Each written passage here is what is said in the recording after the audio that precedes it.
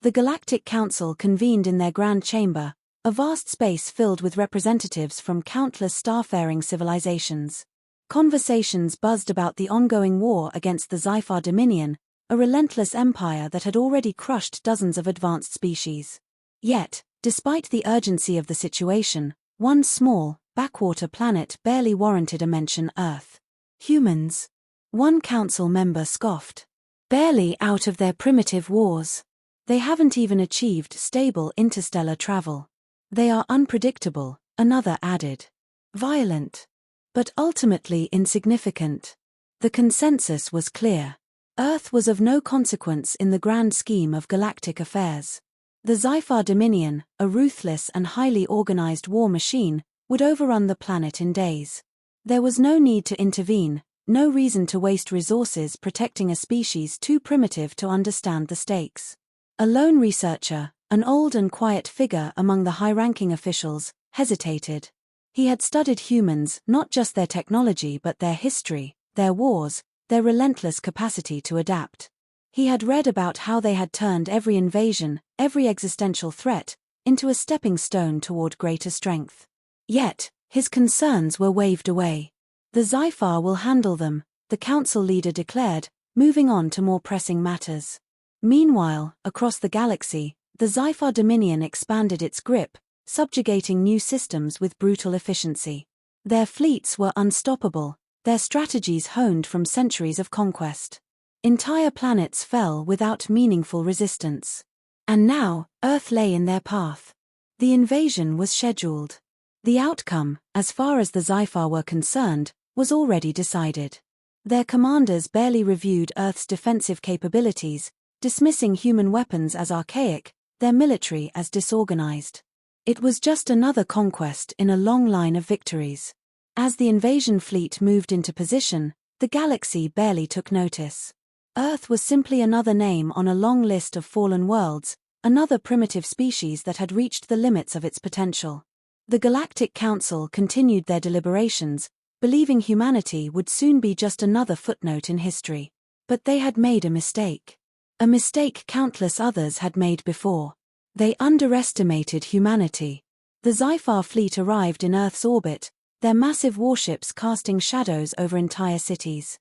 Their commanders had not bothered with negotiations or demands.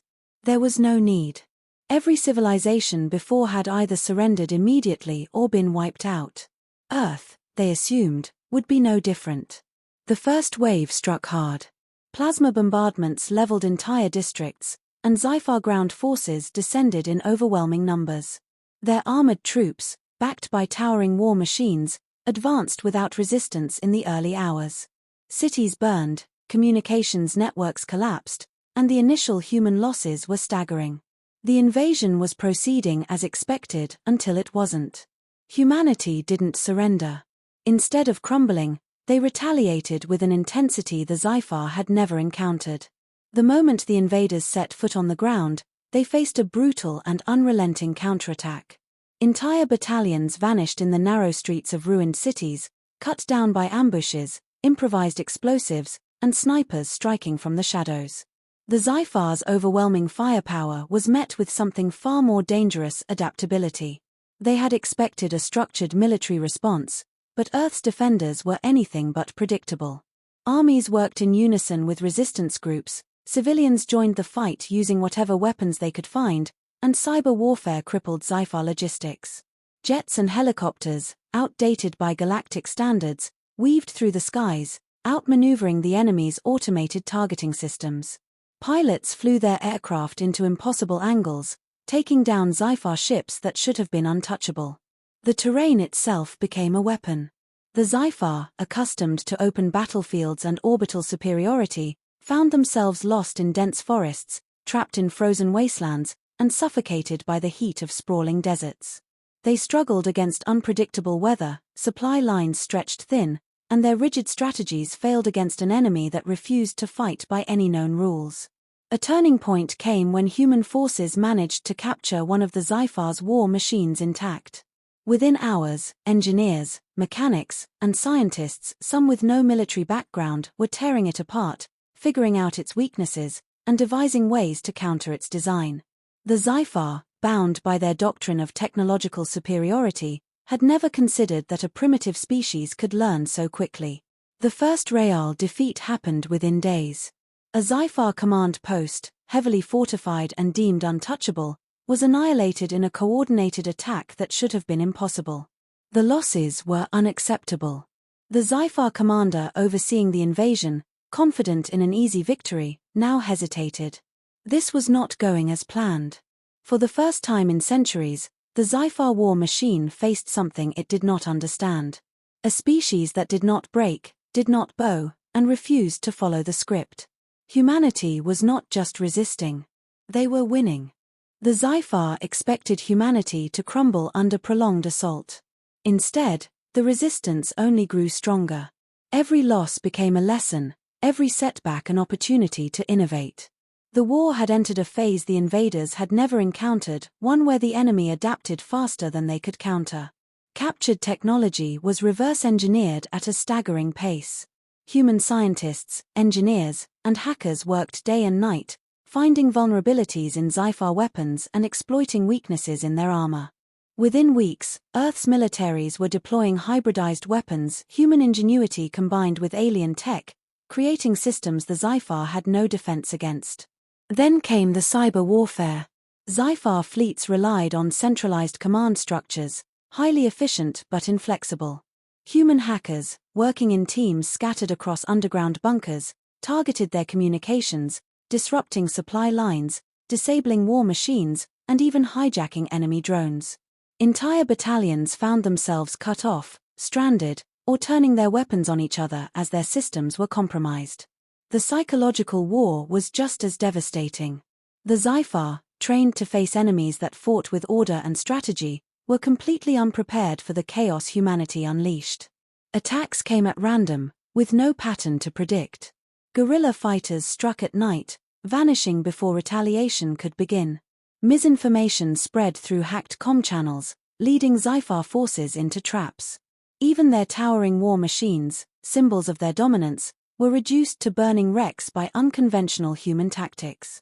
Then came the first true victory.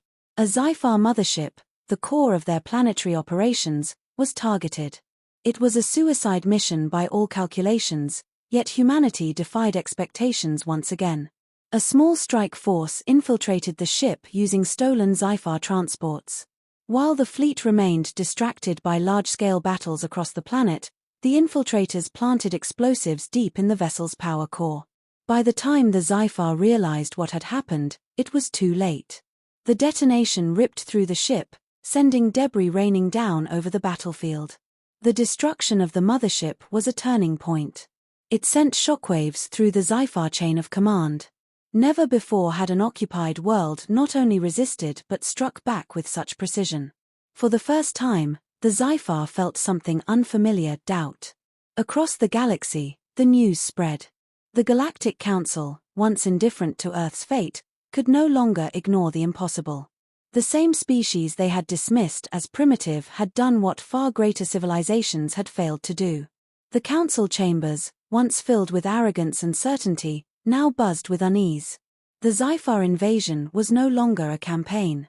It had become a war of survival, one they were no longer certain they could win. The Xiphar had never retreated from a battlefield. Their empire had expanded for centuries without opposition strong enough to threaten their dominance. Yet, on Earth, their forces were crumbling. Every attempt to regain control was met with an escalation they could not predict. The war that should have lasted days had stretched into months, and their casualties mounted at an unsustainable rate. They tried to reinforce their fleet, but human forces intercepted supply chains, disrupting their war machine from within. Entire platoons found themselves stranded, cut off from their command. The humans had learned how to turn Xiphar technology against them, deploying stolen weapons, jamming communications, and overriding enemy systems. The final blow came not from overwhelming firepower, but from exhaustion. The Xiphar's strategy relied on swift conquests, on breaking their enemies before they could fight back. But humanity refused to break. With each battle, the invaders' forces dwindled, their commanders lost confidence, and their once imposing war machine faltered. Then, the order was given. The Zyphar withdrew. Their warships, once looming over Earth like harbingers of inevitable doom, now fled the planet. Their empire had suffered its first true defeat. A civilization they had dismissed as primitive had fought them to a standstill and forced them into retreat. The Galactic Council, once indifferent to Earth's fate, could no longer ignore what had happened. The same species they had dismissed now stood as an undeniable force. Some council members argued for diplomacy, fearing what humanity could become. Others saw them as a threat, something unpredictable and dangerous. A delegation was sent to Earth, not as conquerors but as negotiators. For the first time, humanity had a seat at the table, not as a lesser species but as an equal. The message was clear: Earth was no longer a forgotten world on the edge of the galaxy.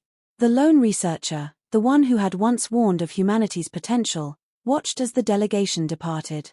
He had seen this coming. The arrogance of the Council, the overconfidence of the Zyphar, it had all led to this moment. Humanity had not just survived.